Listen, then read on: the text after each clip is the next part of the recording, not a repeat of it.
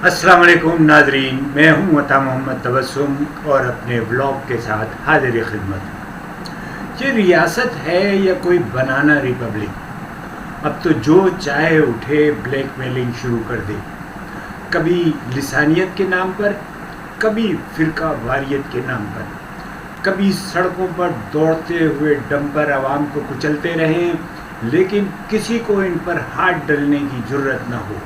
और अब नया मुतालबा सुन लीजिए जनाब, कराची की सड़कों और फुटपाथों पर तजावीज़ात की इजाज़त दी जाए, कुर्सियां लगाने की इजाज़त दी जाए, वरना ये हमारी रेड लाइन है।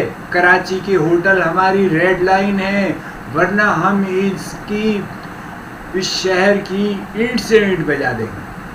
अरे भाई, किसकी ईंट से ईंट बजा दोगे? ये शहर है किसका?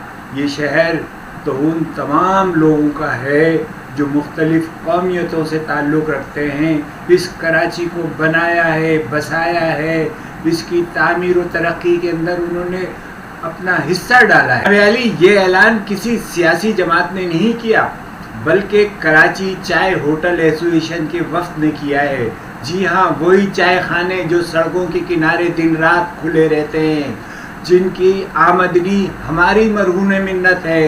ये कराची के अवाम हैं जो इन चाय खानों को आबाद रखते हैं, जहां कुर्सियां फुटपाथ पर बिछा दी जाती हैं और अवाम के चलने की जगह तक ख़त्म कर दी जाती है। रोज़ लोग ट्रैफिक के दबाव में आते हैं, गाड़ियां खड़ी रहती हैं और ये अपनी कुर्सियों पर बैठे हुए अपना कारोबार चला रहे होते हैं। अब इन्होंने ये धमकी दी है कि 5 नवंबर को कराची प्रेस क्लब में एहतजाज होगा और 17 नवंबर को सुपर हाईवे पर बंद कर दी जाएगी। ये धमकी खुलेआम दी जा रही है। और आपको ये पता है ना कि कल जो सानेहा हुआ था, उसके बाद मसूद साहब ने जो धमकी दी थी, उनके खिलाफ FIR तो दबाव पे, अवामी दबाव पे जारी कर दी थी, लेकिन अब उनको फौरी तौर से ज़मानत भी दे दी जाए। ये सहूलतकारी है, ये पीपल्स पार्टी की सहूलतकारी है। ये हुकूमत जो है ये सहूलतकारी दे रही है इन बदमाशों को और इन लोगों को जो इन्होंने कराची का अमन तबाह कर रखा है। सवाल ये है कि ये कौन सा कानून है जो कहता है कि फुटपाथ अवाम की नहीं बल्कि होटलों की मिल्कियत है। दुनिया भर में औकात कार मुकर्रर होते हैं, दुनिया भर में अवामी रास्तों पर कारोबार नहीं होते, लेकिन कराची में सारी रात दुकानें खुली रहती हैं। कुर्सियाँ, तख्त, TV, हुजूम, और फिर जब कार्रवाई की जाती है तो फ़ौरन लिसानी कार्ड इस्तेमाल कर दिया जाता है और लिसानियत के नाम पर लोगों को कहा जाता है कि ये तुम्हारे कारोबार बंद किए जा रहे हैं। अब पख्तूनों को आवाज़ दी जा रही है, पश्तूनों को आवाज़ दी जा रही है कि उनके होटल बंद कर रहे हैं।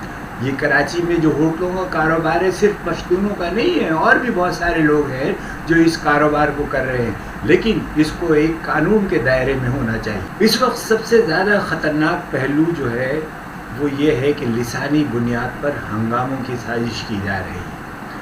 ये बयानिया बनाया जा रहा है कि पठानों के होटल बंद किए जा रहे हैं, तुम्हारा कारोबार ख़त्म किया जा रहा है। ये बयानबाजी कराची को एक बार फिर लिसानी कशीदगी की तरफ धकेलने की कोशिश है। कराची में तजावीज़ात के ख़िलाफ़ कार्रवाई कोई तासुब नहीं है, कानून की बालादस्ती है। अगर आज कमिश्नर कराची ने फुटपाथ आवाम के लिए और उन कारोबारी जगहों को उससे निकाला है और उन रास्तों को खाली किया है, तो ये इस कराची की कानूनी बालादस्ती की कायम रहने की कोशिश है।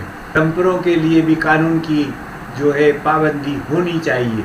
अगर आज फुटपाथ और सड़कों पर आवाम के लिए कोई जगह नहीं है, उनके लिए चलने के लिए, उनके ट्रैफिक के लिए कोई जगह नहीं है, तो कल सड़कें भी निजी कब्ज़ों में होंगी और शहर के अंदर क्या सूरत हाल होगी इसका आपको अच्छी तरह से अंदाज़ा है। रियासत को अब फैसला करना होगा, क्या हम वाकई एक कानून की हुक्मरानी वाली रियासत है या फिर दबाव ग्रुप, हर लिसानी ग्रुप, हर माफिया ग्रुप इस शहर को अपने मुफाद के लिए ब्लैकमेल करता रहेगा।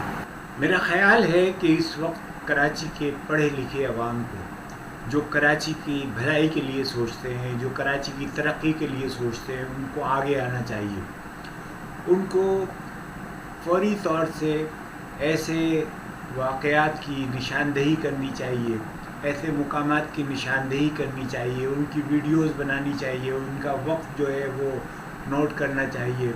اور یہ قبضہ گروپ اور یہ جو بدماش جنہوں نے علاقوں میں مختلف جگہوں کو گھیر رکھا ہے، ان کے خلاف ایف آئی آر درج کرانی چاہیے.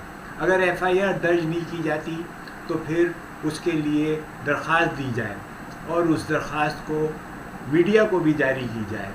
اور یہ شکایات جب ہوں گی تو آپ آن لائن بھی یہ شکایت کر سکتے ہیں، آپ پولیس اسٹیشن بھی جا کر یہ شکایت کر سکتے ہیں.